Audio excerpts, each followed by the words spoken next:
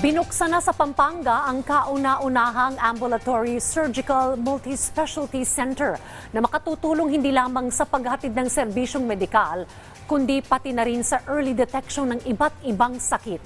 Yan ang ulat ni Joshua Garcia.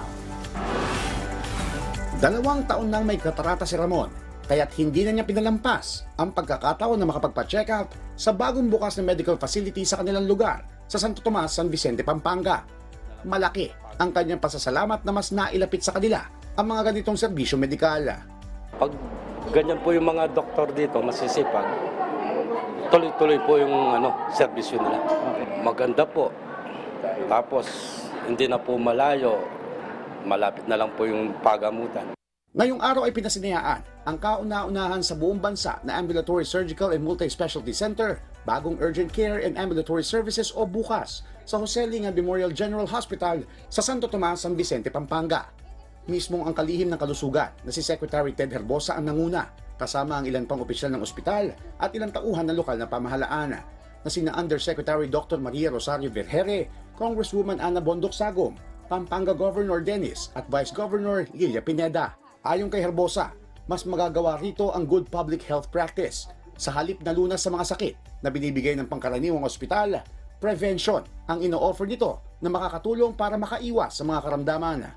Good public health practice ay early detection ng cancer. Magagawa natin dito yun. May ultrasound na dito, dadagdagan ko pa ng mammogram, mammography, endoscopy, colposcopy.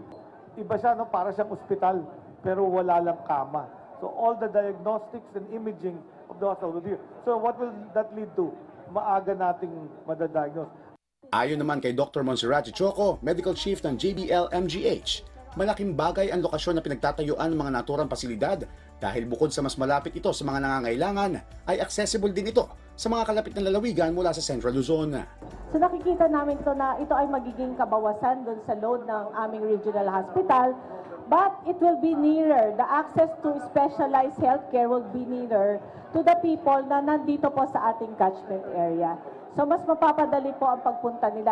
Paliwanag pa ni Herbosa, mas advanced ito kumpara sa mga barangay health center dahil dito ay makatitiyak ang mga pasyente na mayroon silang makukuhang sapat na atensyong medikal.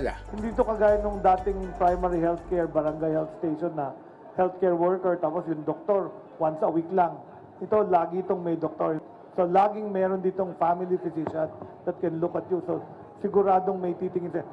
Bukod sa libreng check-up para sa mga PhilHealth member at poorest of the poor, pati mga medical operation na hindi nangangailangan na i-admit ang pasyente gaya ng minor surgeries, ligate, ophthalmology, orthopedic casting o yung pagsisimento sa mga nabalian ng buto, dental surgery para sa may mga impacted wisdom tooth, pediatric procedures gaya ng tuli at iba pa.